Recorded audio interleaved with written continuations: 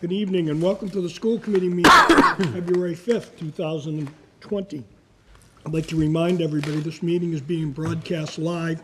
It is also being recorded for use at a further time if needed, so please keep that in mind. We're going to be having a budget hearing tonight. The superintendent will be presenting the budget with John and George. and the superintendent. Jeff. We're here. So that's what we'll be doing. But I'd ask everybody to please join me in a moment of silence.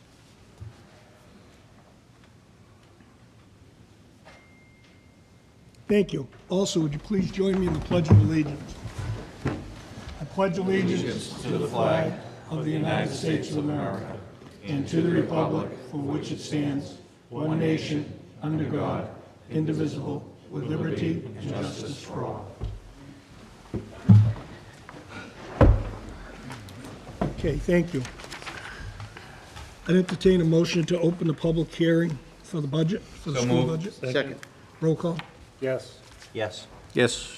Yes. Yes. Yes. Yes. Yes. Okay, meeting is open. We're going to hear from, as I said, the superintendent and Mr. Tuffy and Mr. Farrow. Thank you, Bob. As we move forward into this presentation, I'd just first like to thank everyone who's been involved in this budget process. And I feel like this budget process doesn't begin today. It actually began sometime in August of 2019.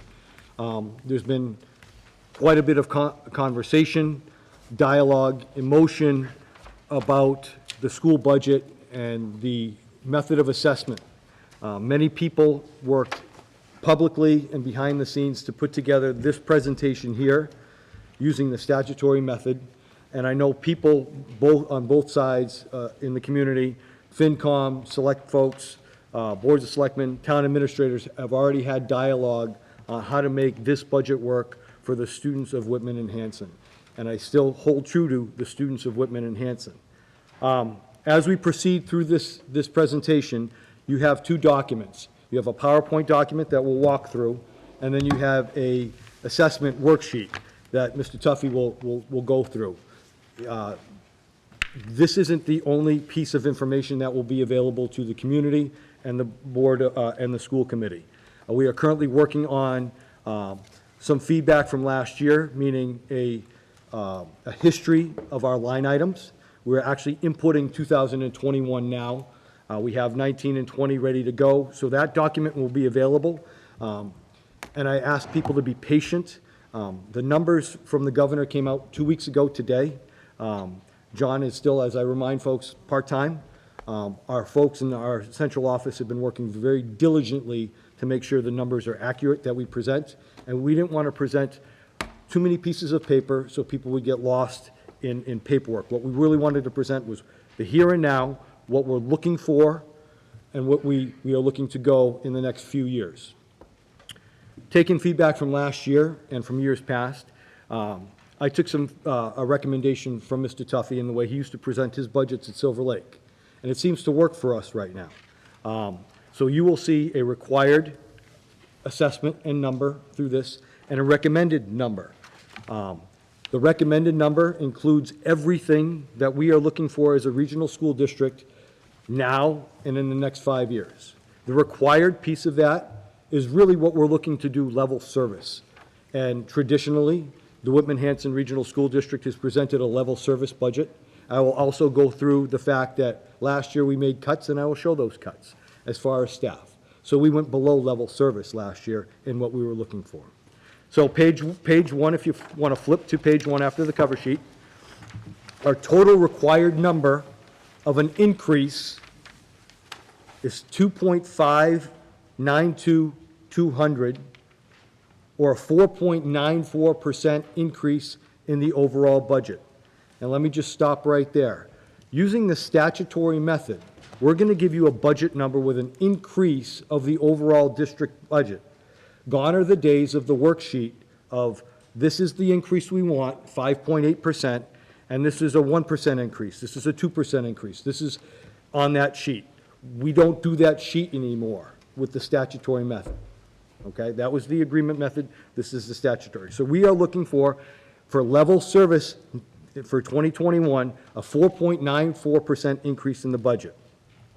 Our recommended items is 2.475000, or an additional 4.72% increase in the budget, meaning an overall total, if I could win the lottery for the children of Whitman-Hanson this year, we'd be looking for a $5,506,200 overall increase in our budget, or 9.66%.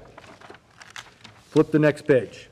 This breaks this down clearer for folks, is what is required and what is recommended.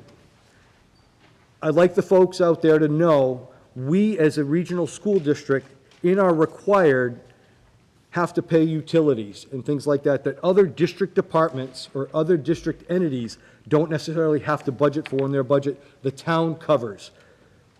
Electricity, heat, things like that. So line number one, our increased salary line is 2.58% for or it's our average for all our employees.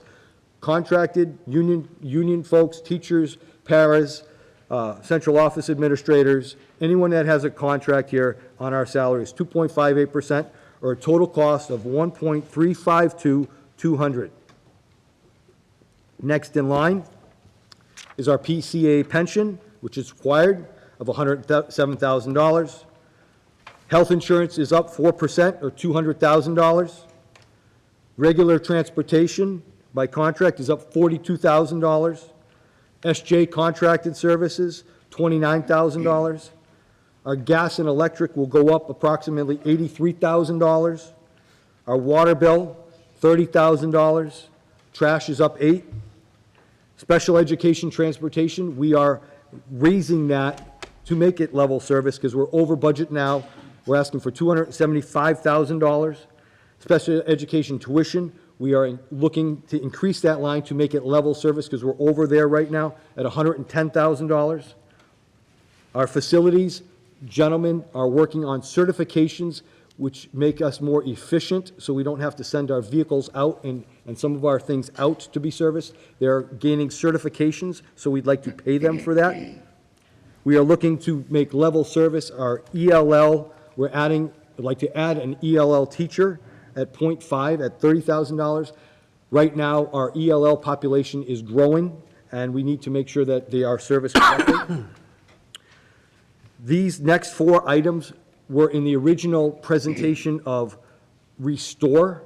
These next four items that were cut or eliminated from last year's budget, but after conversations with our leadership team, I feel they need to be required. We lost a person in a leadership role in technology, and that position has broken into what we feel a technology specialist, more boots on the ground and in the field, and an operations facilitator to make sure tickets are gone out and we can appropriate things more efficiently to our workers.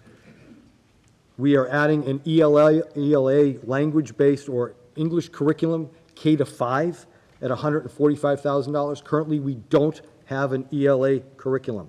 Last year, as you know, we added a math curriculum for our elementary students. We need to add the ELA curriculum. And then for our middle school students, part of the curriculum we added last year, we need to add a math diagnostic. That, I feel, are required services. It's a little more than level service, but again, I go to those four pieces that we add for Restore should be required for the kids of Whitman-Hanson, for a total of $2.592,200. Moving on down to recommended. We brainstormed, we've heard from townsfolk, we've heard from school committee, we've heard from kids, and we've heard from school committee. We'd like to add over time, again this year if possible, a robotics program and coding program, K-8, approximately $25,000. We talked about our Bright program, which is the middle, in the high school right now, we have a transition room for students who go out on either medical or mental health issues for more than 5 days. They transition through our Bright program, which is staffed by an adjustment counselor and a paraprofessional.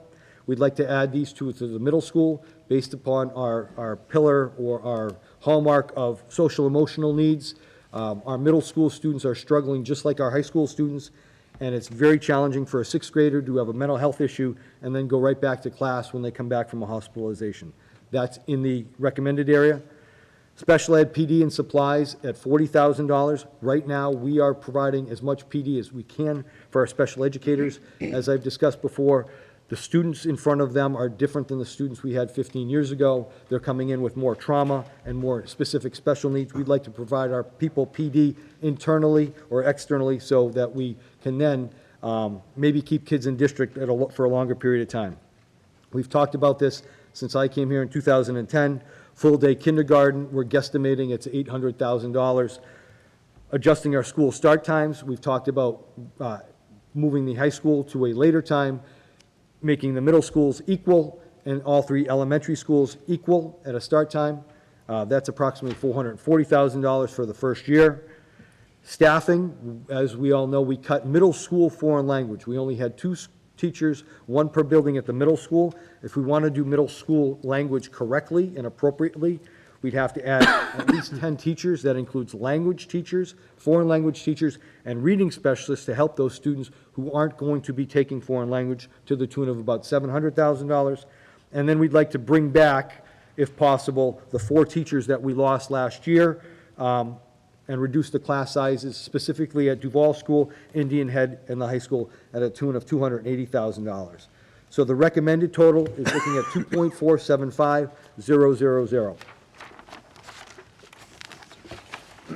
The next page is basically just a summary of what our budget was, what we closed at last year. FY 2020 was $52,425,738. Our preliminary budget with everything is $57,492,938, again, with an increase of 9.66% or $5,067,200. The next page is just a diagram to show where our expenses are and what our salary lines are. So 52% of our budget of $57,492,938 is in salary, and our expenses, 48% of our budget. That includes transportation. That includes $5 million plus in underfunded and unfunded mandates. Those are our utility costs. That's Plymouth County retirement. That's health and building insurance, because we have to insure the buildings as well as the health insurance for teachers, and that's curriculum. Those are just examples of our expenses. Just a snapshot of our enrollment from 2015 to today and projected for next year. We're on a decrease. Decrease in enrollment means decrease potentially in state aid, and we are fighting that battle of losing kids. I don't think kids are necessarily going out as much. There are, when we talk budget and we talk cuts, we lose kids to vocational schools, we lose kids to charter schools, we lose kids to charter schools because of full-day K, and we lose kids to to choice because of full-day K. We've talked about that before, and I'll keep reiterating that, but we are losing students. Also, families aren't having 5 or more kids anymore. Next page is staffing for this year. Just to reiterate what we did cut. We cut 9.2 teachers. We cut 6 paraprofessionals. We reduced our out-of-district coordinator. We cut 3 aides. We cut 1 central office person. We cut our tech director. We cut our facilities and building use person, or a total of 22.2 staff positions. We did add 3 elementary adjustment counselors as one of our goals for last year, so a net cost cut of 19.2 positions. What I didn't highlight is that we took $590,000 from E&D last year, and we also cut $292,000 worth of supplies before we got to that budget. This next page is another pie chart of where monies go and what we have. We're looking at assessments at 51.03% of our budget. Grants make up 2.37% of our budget. Local receipts are 0.27% of our budget. Our net state aid is 45.52% of our budget. And circuit breaker, which is special education reimbursement, is 0.81% of our budget. Outstanding issues that we have currently. Right now, we have to guesstimate our retirements for FY21. By contracts, teachers can notify us of retirements by March 1st. However, today's February, as we move forward with the budget. There are packages in the teacher's contract as far as sick leave buyback, so we have to guesstimate who might retire and what their buyback might be. State aid is always an issue. We have to rely on the governor's budget for quite a bit of our money from the state. Special education is a fluctuating cost. I believe our current Director of Pupil Services has a very good handle on it and is looking to improve and make sure we modify our out-of-district placements and try to bring kids back. We know our out-of-district placements and our transportation costs are challenging. I will tell the committee and I will tell the community, we just went through a thorough audit from the Department of Elementary and Secondary Education that we asked for on our special education transportation. We will present that information. They said they'd give us 6 to 8 weeks before they could bring back a report. The numbers look good, that we are efficient, but I'd like to share that with you once we get the formal audit. Our enrollment is declining. Health and building insurance fluctuates year to year. And then as we go forward with our overall budget review, we need to have an understanding of where the two towns are at. Okay? This is a document that you've seen before. We kind of narrowed it down to our local communities right next door to us. The 2018 data from DESE says we are spending $12,740 per pupil. Abington currently is spending $13,461 per pupil. Rockland is spending $15,568 per pupil, and the state average, just for a number, is $15,952. We're still low. We're not 5th from the bottom anymore. At that count, we're 19th from the bottom, according to 2018 records. I believe this last page is the page everybody's been waiting to see, what it means. What's the 2021 assessment? So if you go down to required, the operating assessment for Hanson, I'm looking for a number of 11,903,983. Non-mandated busing at 200,345. Their capital technology, HVAC, payment is 141,080, and capital for the high school is 292,252. Over to Whitman, the operating assessment is 14,974,512.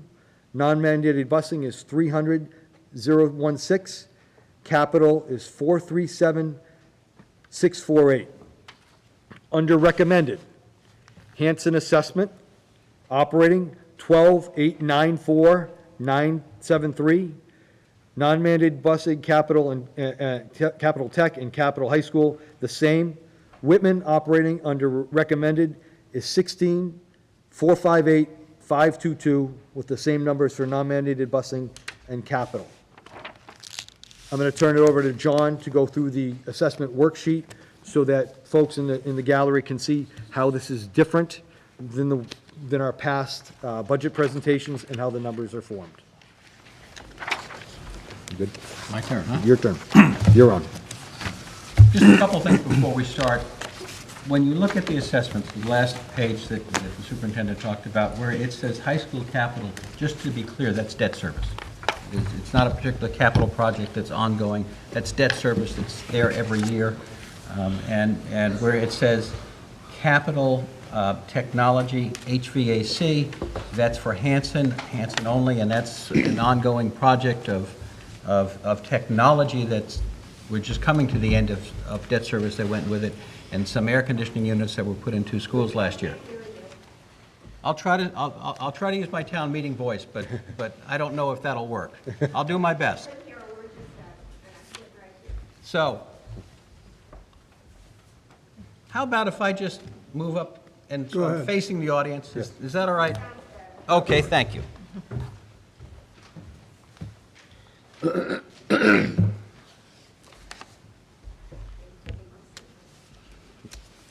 Yeah.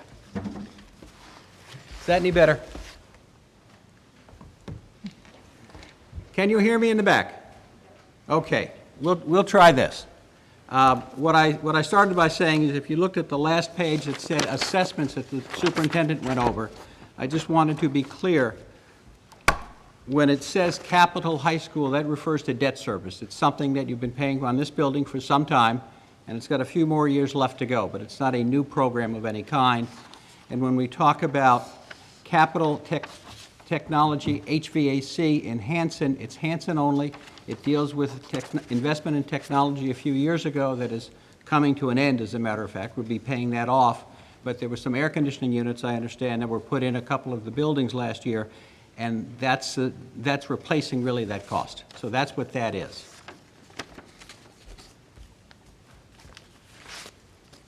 This is the packet that deals with assessments, and I'm going to ask you to look at the last page first, because we're going to go through a couple of pages that are the resources that go into the numbers that you see, and I just want you to know where they come from. This page, very quickly, is from the Department of Education, and it tells you a couple of things. It tells you, and under number 1, which is on the left-hand side, that this year you got $24,776,000 in state aid. It tells you that your foundation budget for next year, so when it talks about prior year, it's this year now. And when it talks about next year, it's fiscal year 21. It says foundation budget is $40,719,000. That is a number that the state computes for all schools.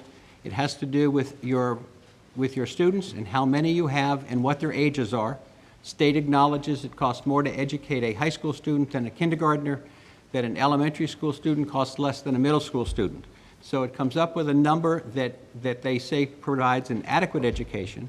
Understand that we are also required to provide a number of services that are not in that.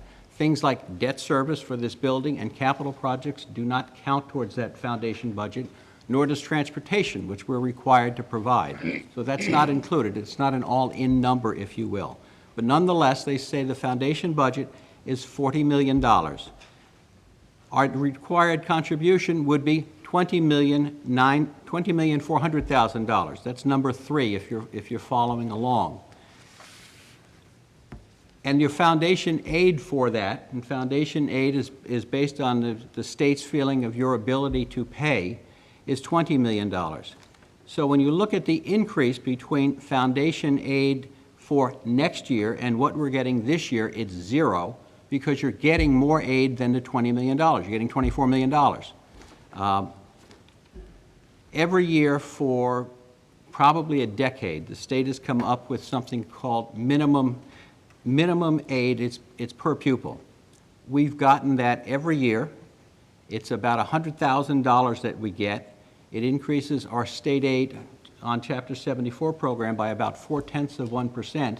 And until we get to the point where our foundation budget is equal to the Chapter 70 aid that we get, that's all we're going to get. So it's unlikely you're going to see an increase in state aid in Chapter 70 for some time.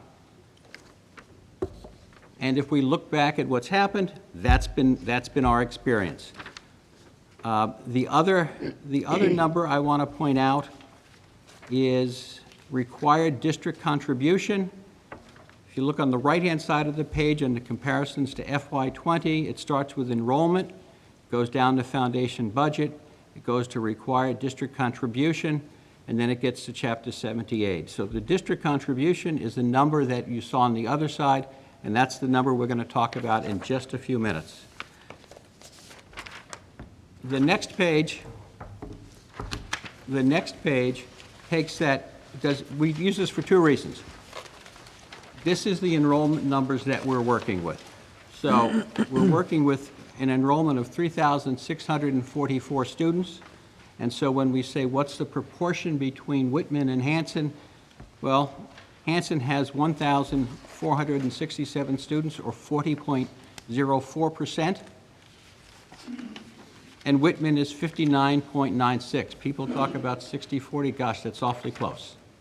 The other thing that is important is if we're looking at the right-hand side of the page, the 3rd column in talks about minimum contribution. It says Whitman's minimum contribution is $9,328,000. That's Hanson. Hanson's, thank you. And Whitman's is $11,117,000. Those are numbers that are used in the assessment formula. I want you to know where they came from. They come from the Department of Education.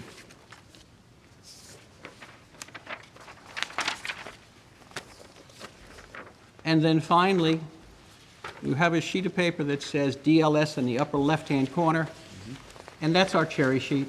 That's the money we get from the state. And Jeff used a term before, net state aid, because as we all know, the state gives and the state takes away. The state gives us Chapter 74, and it gives us transportation aid. It gives us some reimbursement for charter school students. It gives us some reimbursement for school choice students. On the other hand, there are some estimated charges that go with sped students, school charter, and school tuition. And so we net those all together. That comes out to $25,200,000, an increase overall of $93,000 year over year. Not a lot more money coming from the state. So those are the numbers that go into the assessment sheet. So the statutory method that we've talked about is in the law, in the ed reform law. And some time ago, the Department of Education actually sent out an information sheet about how to compute it. And so as we go through this, you're going to see step 1, step 2, step 3, and that all refers to the guidance that was issued by the Department of Education. We start on the very first page. It says 1 of 1 with the proposed budget. It's $55,017,000. To get to an assessment, we take out transportation, we take out high school debt service, and we take out the 2 projects in Hanson. The reason for that has to do with just a test that says, are we meeting net minimum spending? You're doing it without a problem, but we will be adding those expenses back in. So when we take those numbers out, we're starting with a budget of $52,357,000. Next page, and it's number 3, it says budget. That just carries over from the previous page. We're going to take some things out of that, common revenues. Interest income, about $50,000. We get some reimbursements from Medicaid for some services we provide. That's $100,000. We get circuit breaker aid. That's $450,000. You see proposed cherry sheet numbers. Those cherry sheets can change. In fact, we expect there'll be some changes. The governor has a budget that he presents. The House usually looks at it and makes some recommendations. Sometimes it's up, sometimes it's down. The Senate will then look at it. They'll jump in and make their decisions. And finally, we get a conference committee that gives us a final budget. But these are the best numbers we have right now.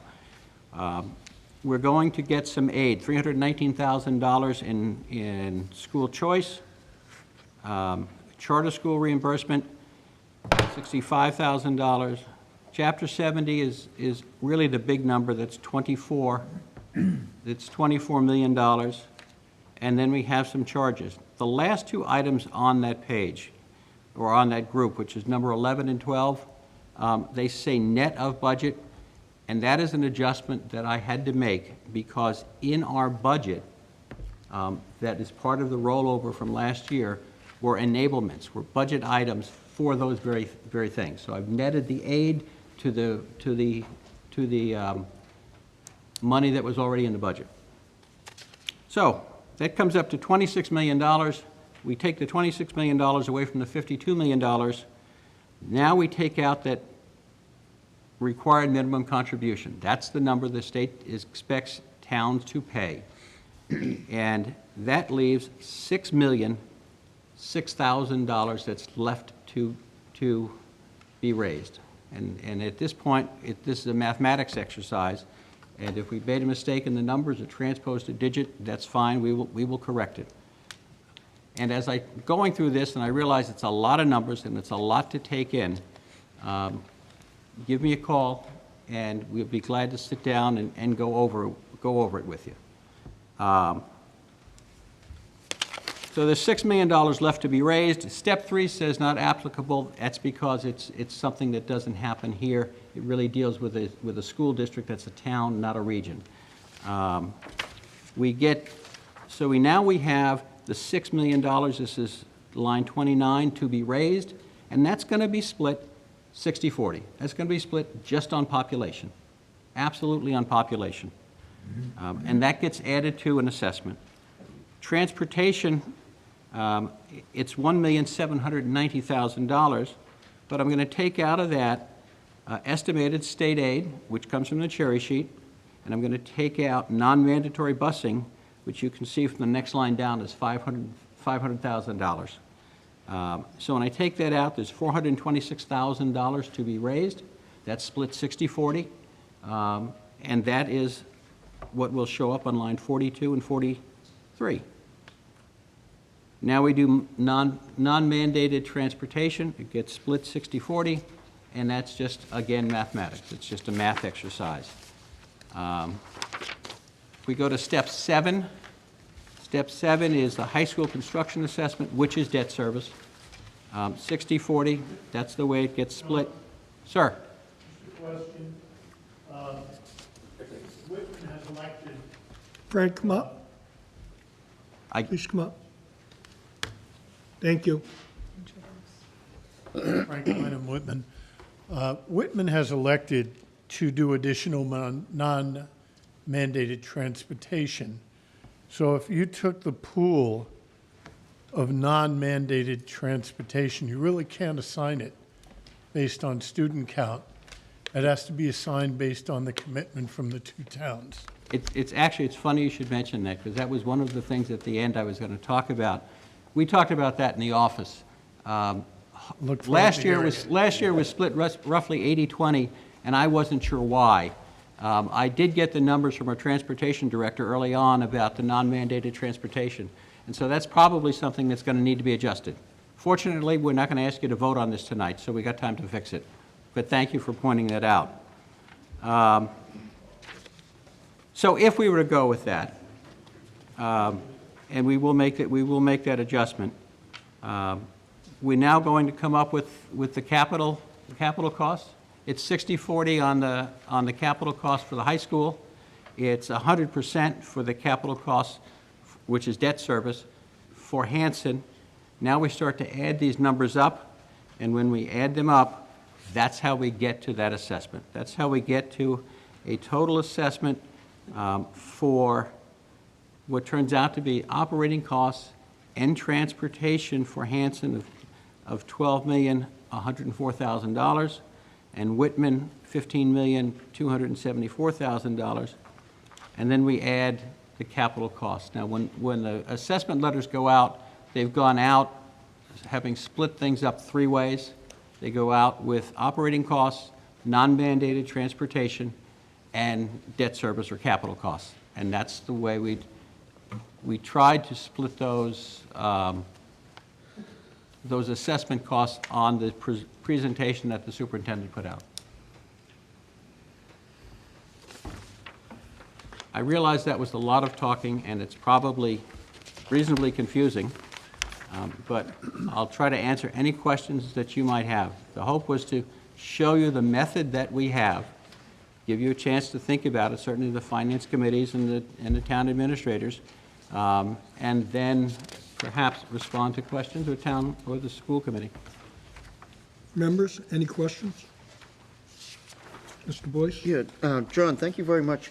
Do you have like a side note that would kind of detail, what each of the steps are, maybe where they originate from, almost like a set of cliff notes for it or something? I don't know, a better way to ask that, but, give a little bit more, obviously we start out here. I can try to put a description. Pretty straightforward, but then, like you can kind of lose it a little bit, just understanding where that number came from on some of the other steps. I'll see what I can do. Okay. Sure. Thank you. Mike? Where do I see the breakdown, what each town is going to pay per percentage increase, so budget-wise? The breakdown, you mean, where does the percentage number come from? What is the percentage, if it was to stick at that 9%? So it's not a percentage, it's just a number.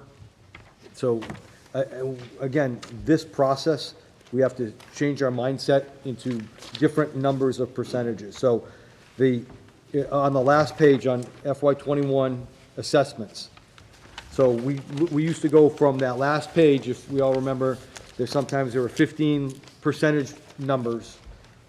The Hanson operating assessment will be 11,903,983 for required, and Whitman is 14,974,512. If we want to add into recommended piece by piece, that will increase a certain number into the Hanson or the Whitman assessment. If we come into decreasing it, I'm going to ask the committee to give me a round number, and we will break it from there. But it's not the, okay, well, we're going to vote on 8%, and that equals this. Shift away from that set. We're working on whole numbers now and on a percentage increase of the overall budget. One of the things I think, and I questioned this last year, the committee took some heat, I think, from folks, and I believe it was from Bridgewater-Rainham, because the Bridgewater-Rainham budget was voted at 4.5%, of an assessment for the communities. Well, that was their overall increase to their budget. Bridgewater-Rainham went up 4%. They used the statutory method. We got a budget of 3.54% of an increase, and for the communities, it was an 8.5% assessment. And folks in town still said, well, you got 8.5% this year. And when we started last year, we're going to look for a 15% assessment. We're looking at whole numbers now as a percentage increase of the entire budget. So as we go, and this isn't the last time we're going to talk about budget, every school committee meeting, we will talk budget. I'm asking to go to both FinComs again to describe and go forward and say, what are you looking for from your communities? Where are you set with required? Where would you like to see as FinCom and Selectmen what you can afford? I think both communities were looking from us to say, where do we want to be in 5 years so we can accurately put together budgets for the towns that are sustainable. Last year at this point, it was very hard for us to give you a sustainable number because of the way we were doing the assessment, so to speak. The per pupil piece was a moving target. So this isn't the be-all, end-all, and as John said, we're not asking you to vote on this. What I think, it's a good opportunity for members of the community, members of the school committee to see the numbers, to have some discussions, to come back the last week of February. We'll talk budget, we'll open it for questions. We will provide all this information on our website, plus some as we put it together and we show the school committee. But as John said, if there's questions about different things, different programs that we can describe, we will absolutely do that. But what I wanted to hammer home tonight too for folks is that required piece is really level service for us. We're not necessarily gaining. We are putting a few things back that we lost last year, but that's to make us more efficient in the district. This year has been challenging with the 19 people cut. We've made some accommodations for that. My hope, maybe we get more than $30 per pupil in revenues from the state. That will help us bring some things back. But I'm asking the committee to hear from their constituents about what they see and recommended and what the folks want too for us to try to infuse in 2021, in 2022, and 2023. I will caution the committee that for a few things on that list, for full day K, I'm not really ready to institute full day K in September. We haven't really talked about that. We haven't prepared rooms for that. I'm also not necessarily prepared to put in a school start time. That would have to be impact bargain with the association. And I'm looking at this year's calendar for school year 2021, and we also gave you a first draft. I have heard from folks, from parents and from teachers alike, they're willing to discuss school start time, but they would want a full calendar year before infusing that in so that they could modify their daycare, knowing that different schools and different mom is dropping off here and so to speak. So those two things, although we're hitting for recommend, I would love to see those implemented. I don't know, and this is a very honest answer, I don't know if we could implement those well for September 21. Some of the other things, we could absolutely put those into our budget for this year and make sure they were fully implemented moving forward in September. But I also want folks to see, these are the needs, and I think Mr. Howard said this at one of our last meetings, we're just scratching the surface of our needs. We've never really given you we did a student success budget a few years ago, I think 2016, we itemized some things. This is something that we have talked with our team about. Sure, I think another piece is gonna be some capital items around technology. We're at end of life in some things in this district. The high school is well behind in mobile technology, but we're not putting that into the operating budget. We're going to look at that as capital expenditures for the committee and for the town. We haven't looked at our infrastructure since 2005, when this building was built. Our phone system, our wireless system, our switches, things that are out of my pay grade, my expertise, are at end of life. When I say we're going on Amazon to fix things, we are. We're at end of life for support. We have to make sure that is being fixed to make sure we can run an efficient school system. It's teachers in the classroom and the tools that they have, that they use every day to make sure our kids are getting the best. Again, Mr. Howard, we're scratching the surface with those recommended pieces, infusing them over the next 5 years. I think giving both towns an opportunity to say, how are we going to fund some of these things, either through operational overrides or moving monies around. I know Whitman did a self-study this year with Mr. Madden on their 5-year plan. It was helpful to hear that from him. But I think the communities have asked, what do we need? This is what we need.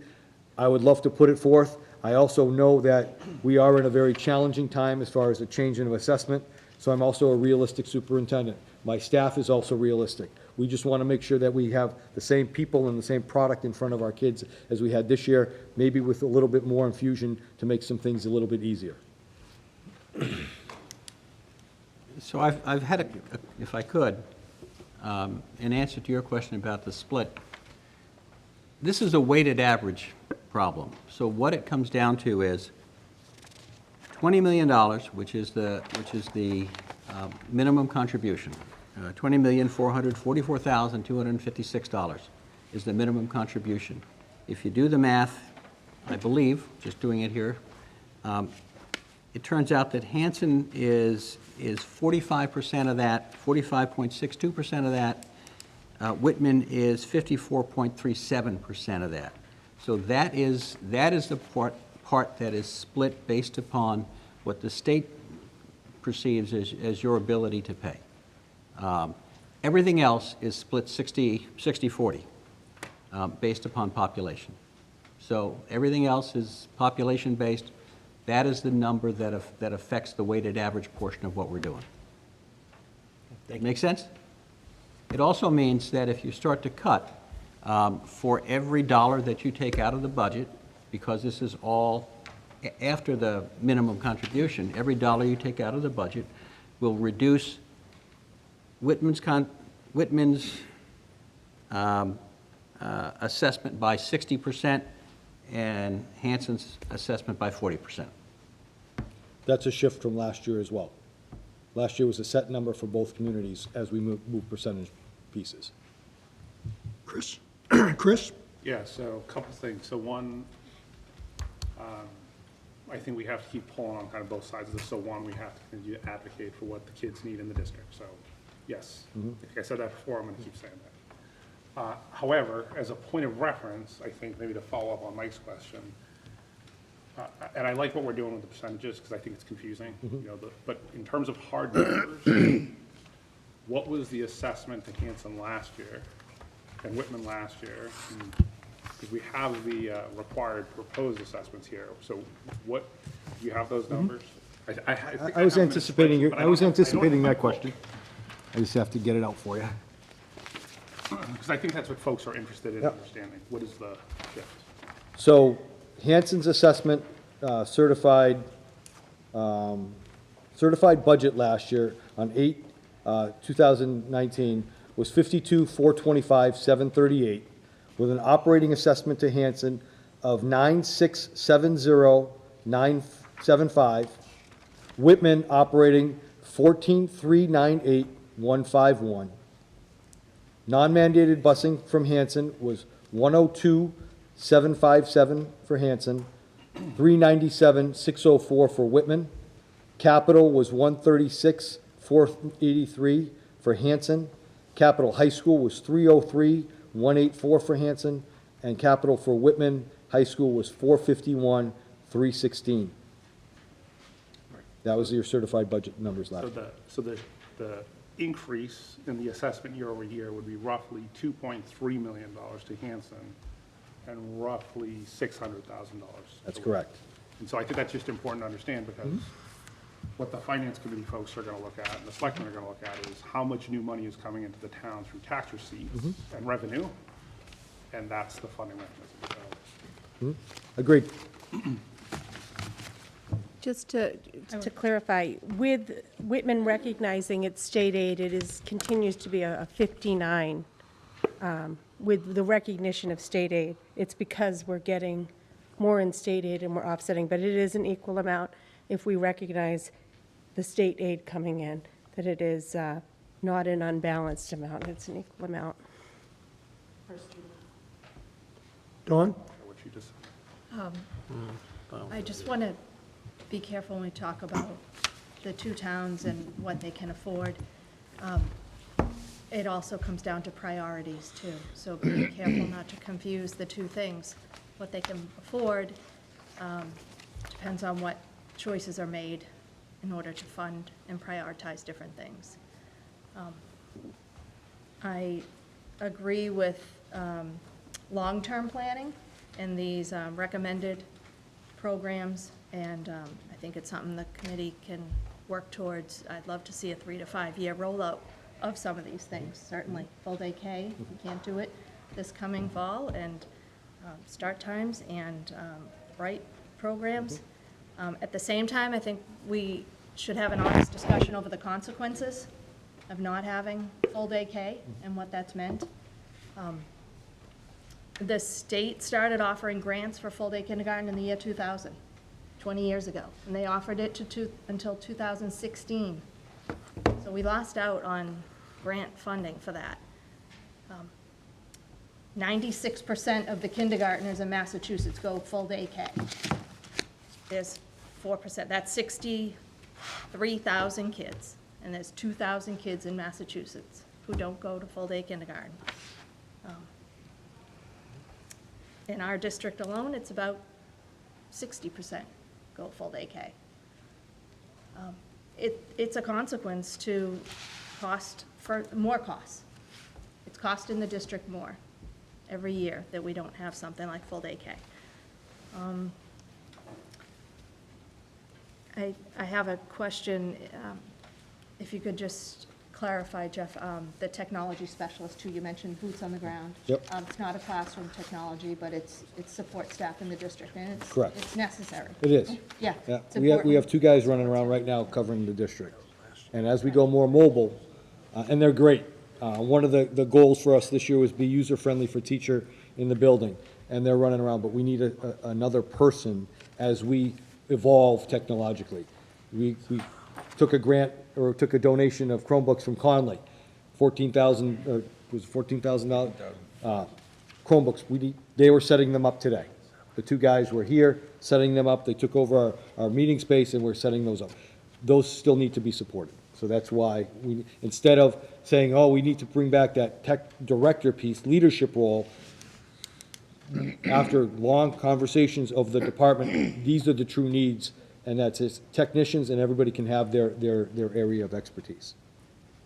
We did bring and shifted last year, transferred a position as a person in technology to support teachers and curriculum base, and that's Ms. Mayette. So that is helping the classroom teachers, so if they have a question about their software or a program or things like that, she helps them as well. And that was just a move from the Whitman School Library to here as a technology specialist as well. Can I ask you too, on the ELA curriculum program, what actual tools and supplies do we get for that, and what grades? It'll be a full program. It'll be K to 5. It'll be everything from online diagnostics to see where children are at. It'll be everything from teacher resources. It'll be everything from guided reading levels and classroom library sets of high interest for the different levels. It's not like your old school Basil reader that we might have had, which is the anthology of stories. So it's a full component. One of the ones, they've all been vetted, they've all been researched. We have approximately 59 teachers who are piloting it throughout the district at every grade level. That determination will be made probably for late March at our last PD of the year, so that we can move forward pending budgetary approval with a new ELA program, which we have not had since 2002. Can I ask what they're using now? Oh, yeah, they're using now, Like if we don't? they're using now, they're all teachers, they all have the Massachusetts frameworks, they all work really hard, and they are doing the best they can with what they have. If I were to tell you that some are on teacher pay teachers, if I were to tell you that some are using the reading street that was from Scott Forsman in 2002, if I were to tell you that people have to do it themselves, so when we say things like that, you know, teachers get paid too much, when we say things like they get their summers off, you're all, while those two things might be what's out there in the community, you have your teachers in this district who are working hard day and night, weekend and night, because we don't provide them as a school district with what they need, research-based in 2019 and 20, in order to teach students effectively, in my mind, as the assistant superintendent. Absolutely. I'll get off my soapbox. Thank you. Go ahead, Mr. Bush. And if I can follow up with the assistant superintendent, I did know Scott Forsman. Not the person, but I was volunteering with Mrs. McGann and quite a few others, trying to make that work for us back in 2002. And so when you talk about something that's already 18 years old, you know, that's a long stretch. That is a really long stretch. And part of that curriculum line, and we haven't had a curriculum line. We cut that prior to 2010. What we'd like to establish is a curriculum line, so the math program, we are paying, they allowed us to pay the full amount over 3 years instead of upfront. It's a 6-year license. This is a 5-year license or 6-year license. It's a 2-year cost. Once we establish that curriculum line, we have to then look at our science curriculum, which we all know we received a science curriculum. We had the Gelfand grant. It was $100 and something thousand of free money that ended 4 years ago, that has maybe outlived what we can afford for science. Then we're going to look at social studies. And then we're looking at middle school and high school. We don't have a curriculum line K to 12. So we would like to build this curriculum line, balancing our licenses over time, so we're not coming to the school committee for a $500,000 increase in curriculum because we're out of date or out of compliance or out of standard. So we started last year with the implementation of elementary math. We're looking at elementary reading. That was 2 target areas of need and necessity. We will continue to grow that. That doesn't mean that we're going to ask for $200,000 a year in curriculum, but we have to start it somewhere and make sure that we have a pool of money to sustain the curriculum. I concur with George. Teachers are spending a lot of money, their own money, on their curriculum, and to say what's happening in a Conley second grade might be different in a Duval second grade and an Indian Head second grade, and it might differentiate between 4 different teachers. They're teaching to the standard, but that doesn't mean they're necessarily on the same page with the supplies that they have in their classroom. To tail end before I recognize you, Fred, when you talk about all-day K, I believe when this committee first talked about all-day K implemented, it was $300,000 to $400,000. Now it's $800,000. And part of what we're talking about with curriculum and what teachers do, when you're $3,212 below the state average on per pupil spending, this is what happens. These are the things that happen. You lose programs. You don't have the equal teaching that should be going back and forth. Mr. Small. Getting on the curriculum for a second, I think that if we could place it perhaps in the agenda for a future meeting, for this committee to discuss whether we want to look at that as a capital item, taking it out of the operating portion of our budget, and being able to have a 5-year plan that's clear and concise of a capital need that just gets pushed away from the operating, so we can see what we're doing, because it does meet the criteria of a capital item. It's good for more than 5 years. Well, I think that's a conversation that we continue on. Absolutely. Chris? So getting back to the program stuff, in the past, we've talked about special education I see you have on the recommended, the Bright and the licensed social workers. Is this, have you quantified kind of, I guess the conversation in the past has been like return on investment. Can we spend some money today that keeps those out-of-district placements here, saves us money in the end? Is there a way to quantify whether it's this or, because I'm not sure if that's what this is. So Bright wouldn't be a savings, that would be the program that we have at the high school that we established 5 years ago is really transitional. It helps the student reacclimate to their classroom setting from either, for an example, a kid on a mental health hospitalization for 15 days or a kid who was in a pretty bad car accident and reacclimates to school. It's a transition place. Right now, we don't have that in the middle school, so it's more student service-based. We're not going to bring money back in. Some of the programs that Lauren will present in the future, this year we're moving a middle school program to the high school for some of our special education students that would be transitioning out to an out-of-district placement at no cost. It might be some capital costs because we might have to make a couple adjustments in some classrooms as far as plumbing per se, but it's not going to be an operational cost. It might be a small capital cost.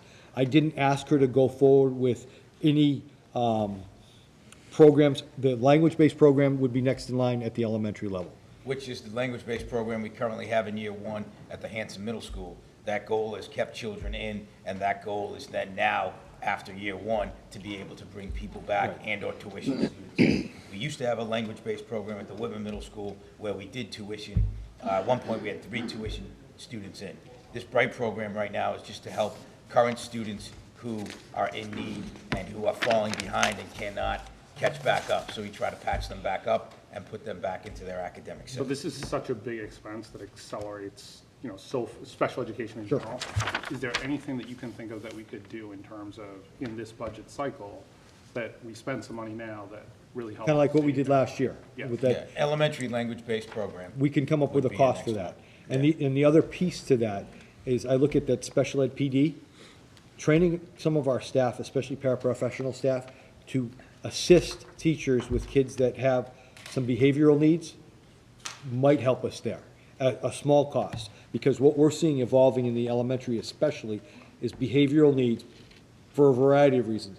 Home, trauma, whatever, that's a piece. Our paras aren't trained and some of our teachers aren't trained to de-escalate some of our students. That's where we need. So I see that as a cost of trying to pump that in, which could save us money down the line. But our next programmatic piece, and we can get a cost for the 26, because we've tossed that idea around already, is the elementary-based language program. And our first year part-time out-of-district coordinator has already done a very nice job of balancing what we had as $1 million outsource last year in FY19 to bring that back and balance that out a little bit better. So if there's, I'll defer to the rest of the committee, but if there's things that we can do to Sure. create a better experience for the students in the district, right, they don't have to go somewhere else, and it's something Absolutely we can invest correct. in now that's gonna save us in the future. We can absolutely do that. Lauren would be very happy to do that. We've talked about that for a few years already. Fred? And a little bit off subject of this, but as far as the amount of information that the committee can expect, will we see something, a line by line? As I said right at the beginning, John's working at inputting FY21. I'm historically going, did we say FY18? We'll have next year's proposed budget, this year's budget that we're working on, and then actual expenditures for the last 2 years. Line by line. Line by Line by line? line. Line by line, school Line by by line. school, broken out the way, similar to our old budget book? Yes, very similar to that. But it'll be online, you'll get a copy too. I mean, because this is very different, I didn't want to make a mistake pushing that forward. We haven't inputted all of those line by lines in FY21 yet. And this is different, and I'm asking people to really think about it in a different way. Percentage-based instead of incremental percentages, whole base percentage bases and whole numbers. And that will help us as that dialogue, as we go through the dialogue. So just so everybody understands, because there's 3 or 4 conversations going here at once. When we have this line by line, we're gonna have it for 2 previous years and then the current year, so we can compare exactly what it was, what school, whether it's Whitman, whether it's Hanson, The cost. Yep. It's FY '18, FY '19. Actual expenditures. Yeah, actual expenditures. What we're in right now, projected expenditures, and that's gonna have Indian Head instructional supplies, 18, 19, 20, 21. All the way down, like we used to see, or that we said, and then district. So it's by school, by district. I already want to let you know there will be some confusion because McQuon open at that time, you know what I mean? There's going to be You're some gonna see movement zeros. within that. And you're gonna see different focuses, and one of the reasons it was different last year is because of the McQuon transition. So Indian Head teachers went up, and Hanson Middle School teachers went up, and Duval teachers went up, and their expenditures went up because we broke McQuon apart. Right. We didn't lose any kids, and we didn't lose any teachers, they just went to different places. Questions? Everyone done? Dawn? I just wanted to get back to the class sizes. Can you talk about your vision of if we were to restore these teachers and which class sizes and teachers are impacted?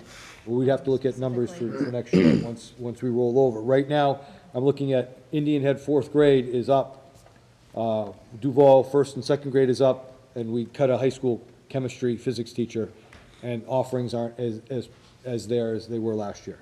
So those are the critical areas right now, according to our principals. So putting two people in Duval, one in Indian Head, and one at the high school, right now are those four that I'm earmarking. That could shift based upon who signs up for what in the high school, if there's a need in a different area of science. And it depends on class sizes at Duval, if people leave, but I don't anticipate that. Do you know what the kindergarten looks like that would come up to first grade, and would something be needed there? So far it's tracking in kindergarten right now that we should be okay with the numbers we have right now. With the number of staff we have right now for next year. Okay. And just so everyone's clear, because this adjusted start times and the full day K, you're not prepared to do it if it was voted for next year? Is that what you're saying? So for the adjusted start time, I've already had a dialogue with Mr. Kafka. That is part of our contract. The start times are in our contract. Our contract, we will be going into negotiations this summer, early fall. Right now, we would have to impact bargain that in the next 6 months to put that forward.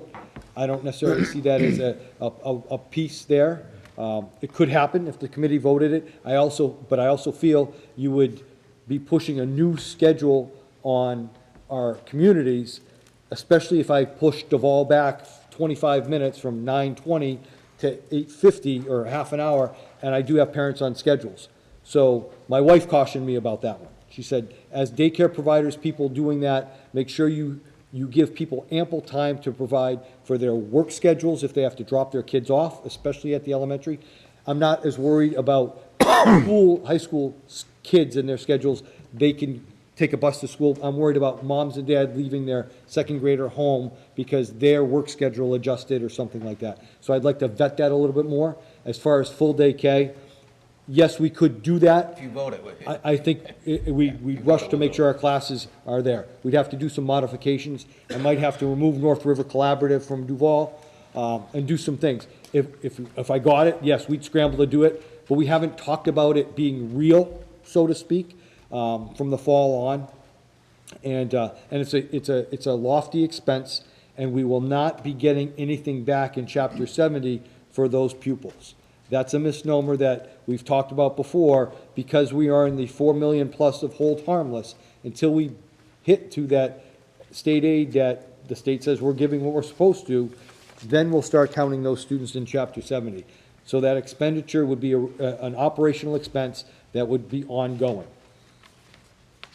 The reason I asked this, Jeff, the committee, everyone that's here is taking in a lot of numbers. You've got a lot of information in front of you. We've got to determine where to go with this, so I just want to try to make it a little bit more specific for the committee so they can make these decisions, because at some point down the road, we're going to have to vote on this. Sure. As you said, we're not voting on this tonight. full day K is- So I'm not suggesting that, I'm just going sure. back to what you Right. said. And again, and what George just said, full day K is in the best interest of kids. That's a priority for us. We are, Mr. Howard, we are losing revenue, we are losing money to other districts right now because we don't offer that, okay? So that's an area right then and there that we could probably make our kids better and recover financially over time. That will also make us more amenable to our kids that not only go to choice, but to charter. That will make us more competitive with those schools. It's also an equity to students. It's an equity to youth. It's that we start on an unlevel, on a non-level playing field as our students begin their educational journey.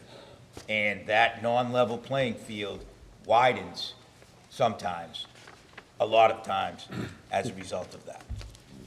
We also have Now- to take into consideration, the cost goes up every year, so as we keep kicking it down the road. Right. It's gonna be more and more expensive and out of reach to do. True. 1 second, Fred. Can we also get a number of, and I know this is difficult because if you don't see the student at the very beginning for all-day K, a number on how many students don't go to this district, whether it's they go to outside schools, they go to private schools, pay for charter, a number broken down for both towns. I know that was asked of me a few years ago, and I got it. But we're losing kids because we don't have all-day K. And once you lose them, you usually lose them for the duration. And I will say, we've seen an uptick in kids going to Voc Tech because we're not putting forth the robotics, the engineering, the technology programs that we should, because we've remained level. And not saying that they wouldn't go there necessarily, but we are losing a portion of students that would probably come here, but we're not offering some of the flavors that they want to see for their post-high school career. Mr. Small? On the full-day K, I think if we just, by waiting, within the next couple of years, is gonna be a mandate anyways. Sure. It's coming from the state, so, whether we say we're gonna do it, or it's gonna be forced upon us. Then the next thing they'll be looking at actually will be pre-K. Sure, and that's already out there. Yeah. It's already out there. Dawn? Just Mr. add on Kane's to waiting what you said, patiently. we may not get anything back in aid with full-day K, but one of the other costs is that a half-day student, the teacher's not able to address any needs they have, speech and so forth, language, the day is so short. So now they're on to first grade, and then they're gonna cost the district with additional support needed right then and there that wasn't addressed a year earlier, or even a few years more delayed. So that's a cost by not providing it. Sean? Thank you. Sean Kane, 31 Forest Street, Whitman. Question, I couldn't quite hear the number. For the increase in Hanson's assessment on the required budget is how much from last year to this year, or proposed? From this year to next year proposed? 2.3. Approximately 2.3. So assuming they're going to have to put some sort of override on the ballot. So an override presumably above $1 million, maybe close to $2 million. Is that accurate or not? I don't know. I'm sure you couldn't come up with an exact number, but they couldn't absorb that. What would happen if the override on the Hanson side was not supported by the people at the ballot? How would that play out with the budget? I guess it'd be helpful to have some information that way. So if on the required budget that you propose, so like a level service budget, it's going to go to an override in Hanson. There's some confusion about what's going on with the assessment. There's some bad blood. It's a relatively big override, right? Likely bigger than $1 million. And what happens if the people of Hanson say we're not going to support that? What happens to the overall budget? Where does it fall? What does that look like? We have to come back and recalculate the whole budget. Or stand pat and have another vote and go back at it again. Super town meeting? So- Yes, it could end up at a super town meeting. So That's correct. that process, if and when the school committee votes a budget to both member communities, if one community accepts that budget and passes it at town meeting, and the other one doesn't, that budget comes back to this school committee to And we redo it. reapportion that. Then it would go back to the communities to vote it. If it comes back to the school committee to reapportion it, and then it would go to super town meeting. So that override question is something that I can't answer, it's just the process here. So it could come to a super town meeting, yes, correct, with a number that the school committee puts forth for the super town meeting. A budget like that would have to get 2/3 vote of this committee? Any budget coming out right now needs 7 members. Okay, and if it doesn't have 7 members, what does that look like? We don't have a budget. That's what I've got from my attorney working right now. We don't have a budget. And I also have Christine Lynch from DESI asking DESI lawyers, if a budget doesn't come out of school committee, where does it go? So I do not have an answer for you right now. The best I have from MASC, Jim Hardy, is if a budget isn't approved by school committee at 2/3, you don't have a budget. I hope to have more information February 26th.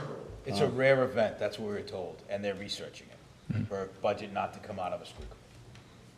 They've had budgets not passed by town, but they haven't, our attorney and DESI has not, it's not a common occurrence, so they have to check with legal on both sides. So I've got 2 different sets of attorneys looking at that 2/3 piece, and what happens if a school committee doesn't approve a budget, where does it go? Okay. That's the best answer I can give right now. And Christine, we've been in contact, and she said she would contact legal in DESI, and I'm waiting to hear. And I'll report back to the committee as we go from there. About the process. Today was about presenting the numbers and the assessment numbers and having people understand what we're asking for. And I think now we have them, and as both communities have been talking and working together, I'm hoping that continues, now that you have real numbers. Numbers have been floating around since November. These are the actual numbers, according to Mr. Tuffy, and now those are whole numbers that people can start to talk about. I appreciate that, and I think the bottom line is you ultimately have to sell the budget to the people who are going to support it. So keep that in mind. Thanks. Anyone else? I'd entertain a motion to come out of a public budget hearing. So moved? Second. Roll call? Yes. Yes. Yes. Yes. Yes. Yes. Yes. Yes. Yes. Okay. That concludes the superintendent's report also, am I correct? You don't have anything to add? No, I do not. I'd entertain a motion to adjourn. So moved? Second. All those in favor? Thank you, John. Well done. Thank you, everyone. Good night. Thank you, Mr. Chairman. So cool.